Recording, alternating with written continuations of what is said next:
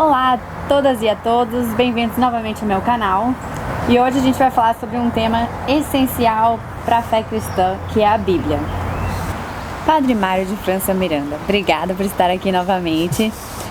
Minha pergunta principal sobre esse tema da Bíblia é o que é realmente a Bíblia e como que a gente deve ler?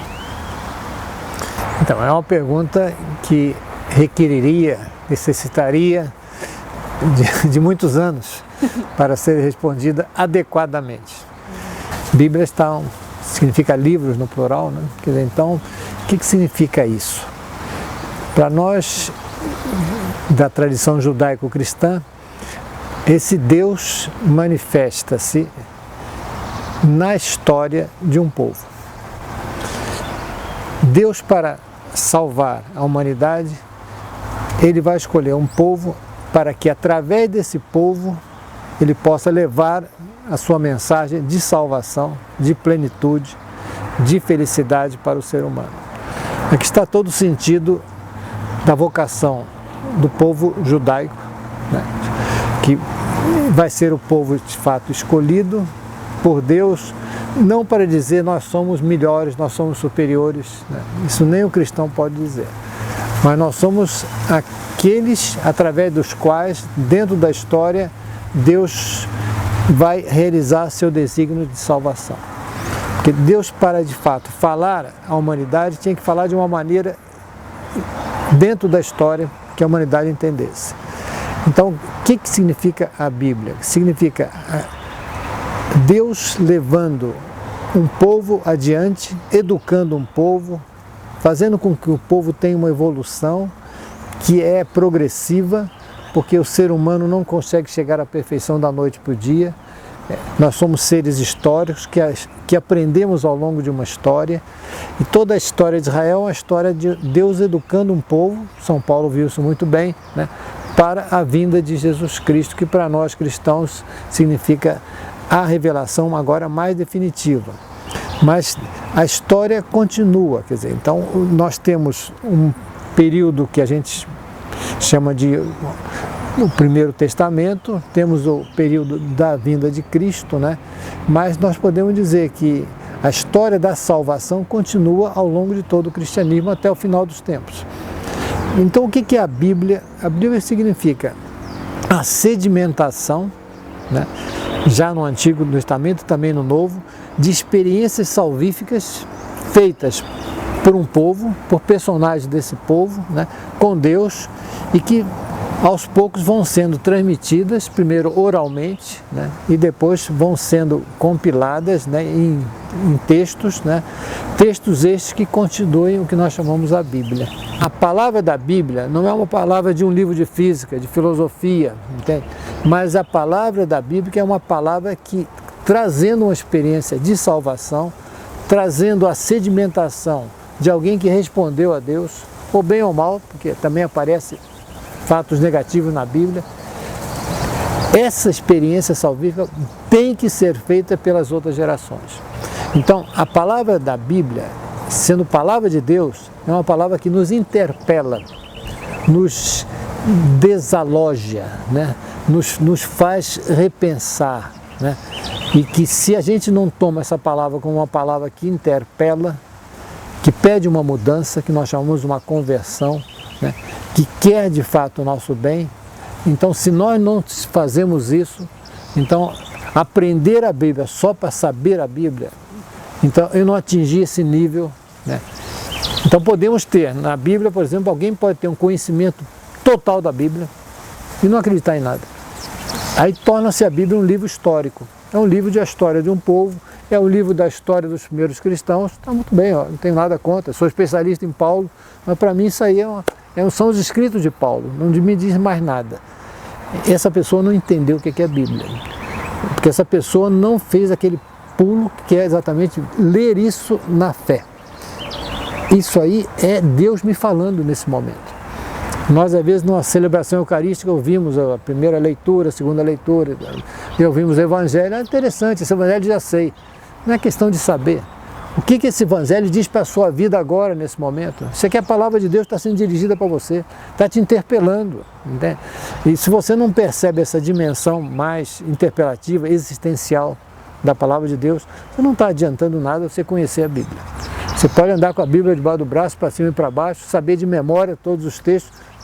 Vem cá, isso está te interpelando a sua vida? Se a Bíblia de fato não interpela a sua vida, é um livro como outros. Agora, para aqueles que têm fé e que percebem na Bíblia uma interpelação de Deus que vai mudar a minha vida, né? Então não é apenas eu saber com a inteligência, mas eu perceber nessa interpelação um estímulo para a minha liberdade. No momento que eu digo, eu creio, eu quero seguir isso, eu assumo, aí nesse momento a Bíblia é um livro salvífico. A Bíblia é alguma coisa que orienta meus passos. É um livro que de fato me traz luz. E aí então a Bíblia tem o seu sentido. Então o cristianismo não é um livro, não é uma religião de livro. Eu não acho que seja uma religião do livro. Porque o livro está a serviço de algo que é mais importante, que é o seguimento de Cristo, né? Quer dizer, esse livro é apenas para me levar ao seguimento de Cristo. E ao seguimento de Cristo na minha época, com os desafios que tem a minha época, a minha sociedade, né? Desafios que eu tenho dentro de casa, tudo isso está dentro, né? Então, não é um livro para colocar no armário, não é um livro para a biblioteca, mas é um livro vital, é um livro que é vivo, que toca no meu dia a dia, né? Se não toca, então, se toca apenas na minha inteligência, se eu sou um tipo culto, erudito, para mim não traz salvação, né? Então eu creio que que nós chamamos de palavra de Deus sempre é alguma coisa que eu assumo na fé e tem uma densidade muito grande, né?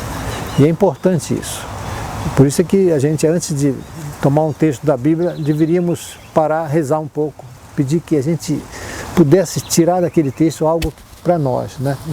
Que se chamava antigamente a Lectio Divina, né? Que a gente parar e o texto bíblico é para ser lido com calma. O pessoal às vezes lê nas missas, né? Não entenderam nada, né? Quer dizer, é uma coisa lenta, entende? Quer dizer, e aí é uma expressão de uma experiência salvífica que fez um Mateus, um João, um Paulo, né? E do Antigo Testamento também, e às vezes um Salmo de Davi, quer dizer, isso aí é alguma coisa que ele viveu. E que está dizendo assim, viva isso também, porque isso é uma sedimentação de um gesto de Deus, né? Então, é um livro vivo, é um livro que toca na sua vida. Aí, de fato, a Bíblia é aquilo que ela deve ser, né? Não sei se eu respondi com isso a sua pergunta, porque é uma pergunta muito para vários anos, né? O senhor comentou muito sobre esse aspecto de interpelação pessoal para a pessoa, né? Que a Bíblia ajuda nesse segmento de Cristo. Mas daí eu fiquei pensando, com isso a gente não corre o risco de um individualismo da leitura da Bíblia? Pode haver isso, mas é uma leitura incorreta. Porque a Bíblia é feita sempre não a indivíduo, mas a um povo, né? Sempre há uma dimensão que eu chamo social, comunitária na Bíblia. A gente podia dizer, seria possível que Deus falasse com cada um teria o seu celular único, né? Que podia se comunicar com Deus. E não precisava de mais ninguém. Mas não é o modo de ser do ser humano. O ser humano é um ser social. E Deus respeita a dimensão social do ser humano. Então Deus vai falar sempre para uma comunidade, para um povo, né? E ao falar isso, eu já estou inserido dentro de um povo. Eu tenho responsabilidade com relação aos outros. Então, uma leitura individualista da Bíblia, que diz eu e meu Jesus, como o pessoal às vezes dizia, eu e meu Jesus, não existe, Jesus não é de ninguém, Jesus é de todos, né? Então, não se trata disso. O que de fato essa palavra de Deus, se ela de fato está entendida bem como deve, se é uma sedimentação de um gesto de amor de Deus, se é a ação do Espírito Santo em mim, o que faz o Espírito Santo em mim? Faz o que ele fez com Jesus Cristo, leva aos outros, entende? Toda a ação do Espírito, Paulo diz isso muito claramente na carta aos Gálatas, é ele me levar aos outros, né? Então essa dimensão social está, vamos dizer assim, na própria fé. A fé sempre me leva para os outros. Isso foi a vida de Jesus, isso tem que ser a vida do cristão. Então qualquer concepção, que eu diria individualista, totalmente privada, né, da fé, está errada. Seja de um ponto de vista pessoal, seja de um ponto de vista, por exemplo, sociopolítico, que diz religião não tem que se meter com a sociedade. Religião não tem que se meter com política, né, com os problemas humanos. Mas tocou no ser humano e tocou na fé cristã. Porque toda a fé cristã é em função do ser humano. Então Jesus Cristo, podia dizer, não tem nada a ver com os leprosos, né, com os paralíticos, né, Não, mas Jesus Cristo teve que ver com isso. Por quê? Porque era um ser humano sofrido, é um filho de Deus, né, é o meu irmão e eu tenho que ir ao encontro dele. Então, nesse momento, a gente percebe que a Bíblia tem uma dimensão social já intrínseca nela, que é mostrada no Antigo e no Novo Testamento, e que também pertence à fé cristã. Tocou no ser humano, tocou em Deus. Quem disse isso? Não fui eu, mas quem disse isso foi um tal de Jesus de Nazaré, que vocês encontram em Mateus 25, que fizeste um desses pequeninos, foi a mim que eu fizeste. O sagrado, Deus eu encontro no ser humano. Que eu faça um ser humano, eu estou fazendo a Deus. E essa não dá para separar. Muito obrigada.